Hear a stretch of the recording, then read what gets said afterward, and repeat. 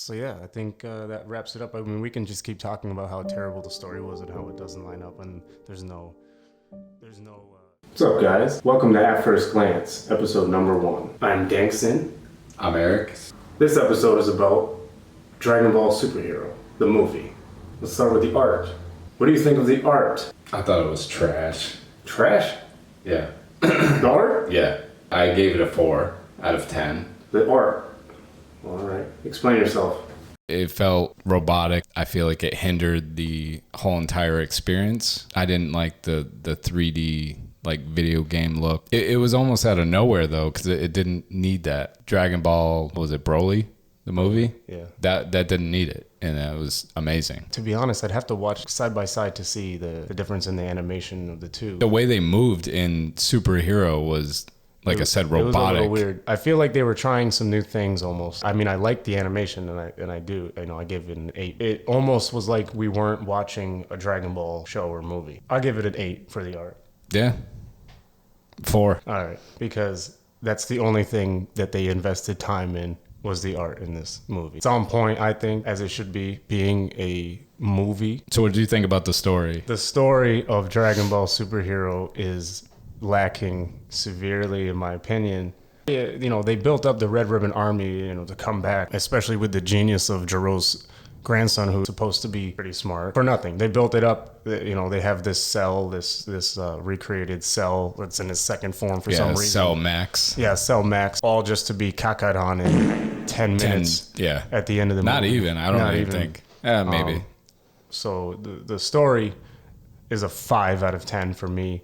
One thing I did like, I'm curious if you agree or if other people agree. I did like that they made Cell Max non-verbal, more of like a monster. Yeah, he's more of a monster. Yeah, not an human. Intelligent being. Yeah, exactly. I could see it going both ways, but it's just if they made him intelligent enough to communicate, I think they would have had to have backed that up with story and art. Yeah. The way they built him up to be such a weapon and an uncontrollable one, he kind of just stood there swatting at flies with these guys. You'd think he would have just come out and went on a rampage and just clapped everybody, and it wasn't like that. And all they had to do was like bump him in his head. What do you think, Eric? I gave it a 3. There was not much in the movie that had anything to do with anything. Piccolo wished for some more powers, which I feel like was a cop-out. And then Gohan went into his next form. I kind of did like Cell, but I feel like he wasn't used enough. He wasn't enough either. He wasn't utilized enough. The story is big. Basically, my main issue with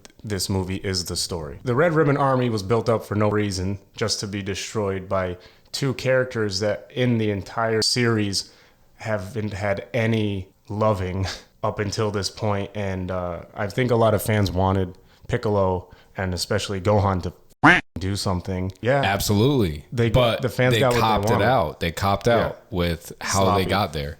Yeah, exactly. And that's my main issue is, first of all, Piccolo just had to, wish for power up with the Dragon Balls that conveniently Bulma just has because she's a greedy scientist now and only just hoards the Dragon Balls and then makes wishes like less wrinkles and a fatter ass. Bulma's ethics are questioned severely in this movie, and I don't like it. Bulma is a obviously smart woman. I just feel like they shit all over. They made her just a piece of trash. I think she's a huge support character in Dragon Ball series. She can time travel and she can make some cream that will get rid of wrinkles. She doesn't need Shenron. But anyway. I feel like that was a huge degradation to her character. And the ethics of wasting wishes on those types of things, it's just not typical of what Bulma would do, I don't think. Everybody wanted Piccolo and Gohan, of course, to be powered up. They should have had their power up long before Super. Before Super even started. Piccolo just wishes upon a star for it and gets this insane power up, even though Shenron literally said it was just a little bit I could give you. That was his potential power. And Gohan loves Piccolo more than he loves his daughter because his daughter was kidnapped and was screaming while they were trying to fight him one-on-one. And it took until Piccolo got slapped around. Now let's compare for a minute. You think that Piccolo got a huge power up, right? Yeah. Now, in contrast to Vegeta and Goku, you can't scale he's probably not even close. Yeah, the scaling is all whacked out because the other guys, Goku, Vegeta, You have Broly in the beginning and Beerus, and they're all up in Beerus's world and they're all training basically. They could have just not been in the movie, and then they can't even contact them when the whole world could be destroyed by the Red Ribbon Army again and this Cell Max. We don't even know how strong Cell Max was. It was a sloppy way to give them power-ups. Just because fans wanted it doesn't mean you should just give it to them for no reason. Gohan, his whole life has been academic, and since we're already on that point, that's my biggest gripe with the movie. Gohan never trained. After Dragon Ball Z, he was done. He went to college, had a kid. Yeah, he's done at that point. He got this crazy power-up for no reason. And it's not even like he thought Piccolo was going to die, because I don't think he actually thought that. That's a flaw in the writing. If any time for him to awaken whatever was in him was in the very beginning when he arrived to the Red Ribbon facility, when he freaked out in the beginning, that's when that would have happened. Not after all of that. It's not enough for his daughter to be in danger to lose his stuff. It takes Piccolo getting clapped up. I grew up on this show. A lot of us did. And it's unfortunate, but the scaling is so ridiculous. Gohan has this power up and he has this, silver hair now, and it's like really big. Piccolo is a big orange dude. I do like the way Gohan looks. I don't know where the special beam cannon came from, but I feel like in general, the way it looked was pretty cool, because he didn't go through the Super Saiyan chain that you would normally go through. I guess on Piccolo's side, he's always training and like meditating. I'm a little more forgiving with Piccolo's power up than I am with Gohan. Gohan was literally like looking at fossils 10 minutes before he got the biggest upgrade of his entire life. Which brings me also to Jiro's grandson made 2 androids. We met the first one when he attacked Piccolo. That android should have destroyed Piccolo and not let him live. That android is far stronger. Would they said it themselves? Even Piccolo, when he left, he was like, I can't fight these guys like this. That's why he went to get the power up. That android should have killed him. Bye-bye, Piccolo. That should have been done. Not only did he not kill him, Piccolo sneaks into the facility of the Red Ribbon Army, and still that android, having already fought him, feeling his presence, energy, still, that's a normal guy that we hired. I don't know why they did that. Maybe to show humanity in that android. I don't want Piccolo to die, but that would have happened. It's not like he couldn't have come back. And what's the sense of making 2 of the same android? Why don't you make ones with different abilities? And why does he need a gun? All the other characters were unnecessary. You didn't need Gotenks. You didn't need teenage Trunks and Goten having Yamcha hair. Mini Yamcha. And Goku's a failure for not jumping and training Goten like his son, like he should do his son.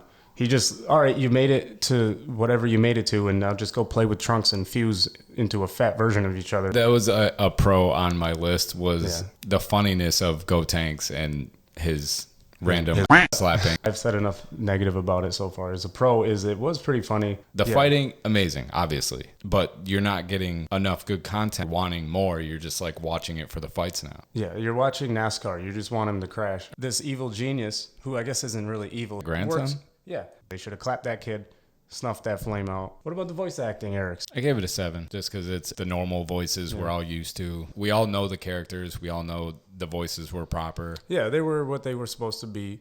Disclosure, we did watch dub. Granny Goku. And Granny Frieza. Where did Gohan's special beam cannon go? Because whatever that shit hit is not here anymore. And Gohan is a planet destroyer or something. I would like to know where he learned that, because even Piccolo asked him, where he learned that. Practicing what? Gohan could have easily done a Kamehameha at the end, as he should have done. It's sad when Pan does more damage to people than the other Z fighters, because if Goku was there, would it have even been an issue? The only way it makes sense to even make Cell Max is it has to be strong comparatively to Goku and Vegeta. And if that's the case, if Cell Max is not as strong as Vegeta or Goku, who the entire Red Ribbon Army, the whole movie was based upon them villainizing them as, bad guys. Why would they make an android that wasn't even as strong as Vegeta or Goku? If it's not, then that's even stupider movie than I thought it was. The music, I gave it a 6 because nothing really stood out to me, but it was also like... Yeah, we've heard the music. It didn't need to be anything crazy for me. Even if they put new music and it was awesome, it doesn't save the story. It was a big caca flop for me. They gave me what I wanted, but not how I wanted it. They gave you thick Bulma. Yeah, it was a flop for me. Hot garbage. Hot garbage dumpster fire. So yeah, I think that wraps it up. I mean, we can just keep talking about how terrible the story was and how it doesn't line up and there's no there's no relativity to the scaling, and you can't tell how strong Cell was comparative to Goku or Vegeta, and you can't tell how strong Orange Piccolo is, and Gohan's new